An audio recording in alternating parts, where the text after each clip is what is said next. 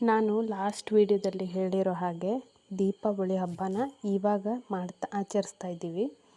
ಇದು ನಮ್ಮ ಮೂಲ ಮನೆಯಲ್ಲಿ ದೀಪಾವಳಿ ಹಬ್ಬನ ಈ ರೀತಿ ಆಚರಿಸೋದು. ನಾವು ಅಲ್ಲೇ ಹೋಗೇ ಪೂಜೆ ಮಾಡೋದು, ಕರ್ಗಿ ಕುಳಿಸೋದು ಅಥವಾ ಬಲೀಂದ್ರನ ಕುಳಿಸೋದು ಅಂತ ಹೇಳಿ ಮಾಡ್ತಾರೆ. ಈ ರೀತಿಯಾಗಿ ಪೂಜೆ ಮಾಡಿ ದೇವರಿಗೆಲ್ಲ ಊಟ ಬಡಿಸಿ ಹಾಗೆ ಗೋವಿಗೆಲ್ಲ ಪೂಜೆ ಮಾಡಿ ಆಚರಿಸ್ತಾರೆ.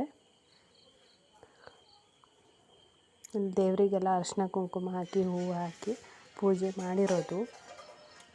ಸ್ವಲ್ಪ ಅಂದರೆ ಹೊರಗಡೆನೇ ಮಾಡಿದ್ದಾರೆ, ಯಾಕಂದರೆ ಇವ್ರದ್ದು ಮೂಲ ಮನೆ ಅಂದರೆ ಮನೆ ಕಟ್ತಾ ಇದ್ದಾರೆ.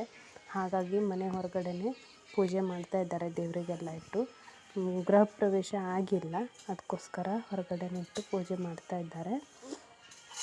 ಮನೆಯಲ್ಲಿ ಎಲ್ಲರೂ ಸೇರಿ ಒಟ್ಟಿಗೆ ಪೂಜೆ ಮಾಡ್ತಾ ಇರೋದು.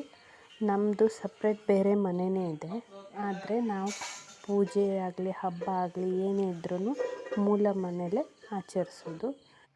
ಇದು ಅದೇ ಮನೇಲಿ ಅಂದರೆ ಟಿ ವಿ ಇಡೋಕ್ಕೆ ಶೋ ಕಪಾಟಿ ಈ ಥರ ಮಾಡಿದ್ದಾರೆ. ನಿಮಗೊಂದು ಐಡಿಯಾ ಇರಲಿ ಅಂತ ತೋರಿಸ್ದೆ.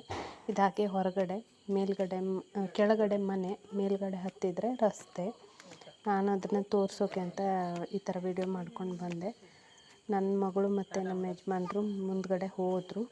ಅಲ್ಲಿ ಇರೋ ಹೂವಿನ ಗಿಡ ಎಲ್ಲ ತೋರಿಸ್ತಾ ಇದ್ದೀನಿ. ಏನು ಜಾಸ್ತಿ ಹೂವಿನ ಗಿಡ ಇಲ್ಲ, ಇಲ್ಲೊಂಥರ ಗುಡ್ಡದ ಸೈಡ್ ಥರ ಇದೆ. ಇದು ಕೊಟ್ಟಿಗೆ, ಅಂದರೆ ಒಂದೆರಡು ದನ ಕರು ಅಷ್ಟೇ ಇದೆ, ಸಣ್ಣ ಸಣ್ಣದು. ಇಲ್ಲೆಲ್ಲ ದೊಡ್ಡ ದೊಡ್ಡ ದನ ಎಲ್ಲ ಸಾಕಿದ್ರು ಮೊದಲು. ರೈಲ್ವೆ ಬ್ರಿಡ್ಜ್ ಹತ್ತಿರ ಇರೋದ್ರಿಂದ ಎಲ್ಲ ದನ ಎಲ್ಲ ರೈಲ್ವೆ ಬ್ರಿಡ್ಜಿಗೆ ಸಿಕ್ಕಾಕೊಂಡು ಸತ್ತು ಹೋಗಿಬಿಟ್ಟಿತ್ತು. ಅದಕ್ಕೋಸ್ಕರ ಏನೋ ಮನೇಲಿ ಇರಲಿ ಅಂತ ಹೇಳಿ ಒಂದೆರಡು ಸಣ್ಣ ಸಣ್ಣ ಕರುನ ಸಾಕ್ಕೊಂಡಿದ್ದಾರೆ. ಇಲ್ಲಿ ಇವತ್ತು ಗೋ ಪೂಜೆ ಮಾಡಿದರು. ಇದು ಚಿಕ್ಕದಾಗಿ ಒಂದು ಕೊಟ್ಟಿಗೆ ಕಟ್ಕೊಂಡಿದ್ದಾರೆ.